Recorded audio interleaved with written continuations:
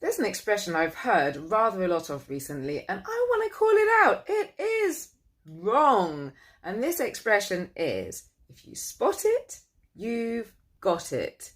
Now, I'm calling like bull crap on this, pardon my language.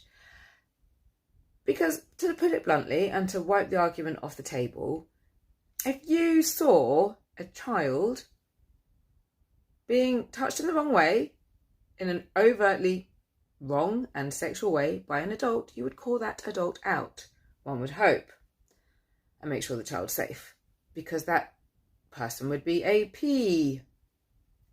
We know the rest of the word, but I don't know how YouTube feels about those things being talked about. Anyway, that does not mean to say that because one has spotted that one has that issue themselves.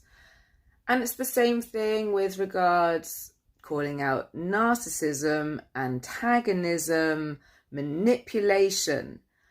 If we were to live by this rule, it would have people living in fear that if they called out a bad behaviour and observed it and saw it for what it was, that would therefore innately apply that they have that bad behaviour.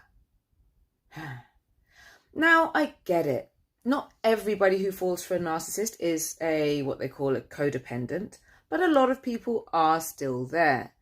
The difference between a codependent who has compassion inside them and a narcissist who does not is that the codependent has an opportunity when they learn and they have psychoeducation and they really learn to become their own best friend. They really learn that they do not need validation from any external source, only from themselves and from the Most High. That's when they start to heal.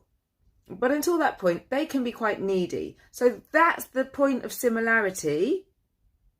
The only point of similarity with this spot it, got it thing with regard narcissist and somebody who has a compassionate and warm and loving nature, but they are still not quite into that journey of full self-healing, or they're only at the beginning of it.